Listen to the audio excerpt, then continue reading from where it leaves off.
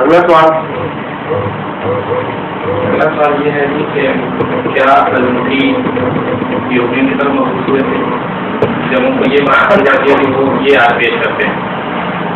یہ شاید کے بڑا شاید موجود ہیں، میں بتا رہا ہوں کہ بائبل ہی میں موجود ہیں، اسی مٹی میں موجود ہے وہ حضور. آپ آگے پیچھے پڑھ کے تو دیکھیں، وہ ایک آیت پیش کریں، آپ پورا وہ باپ پڑھ لیا کریں، وہی جواب مل جائے گا. حضرت مسیح علیہ السلام واضح طور پر حکم دیتے ہیں کہ سب کو نہیں دینا پیغام، اپنوں کے لیے ہے.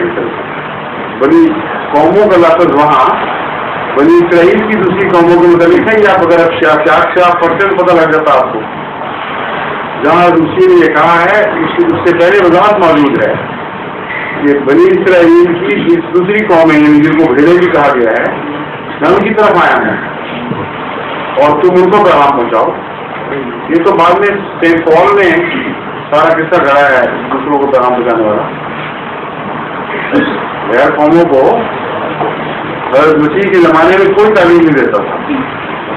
ثابت کرے کس کو تعلیم نہیں ہے؟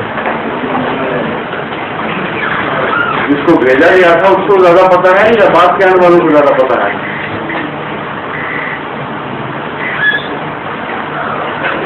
بپتسمہ لینے اور برکت دینے آتی ہے، کہتے ہیں میں بچوں کی غذا سانپوں اور بچھوؤں یا سوروں کے سامنے میں کیوں ڈال دوں؟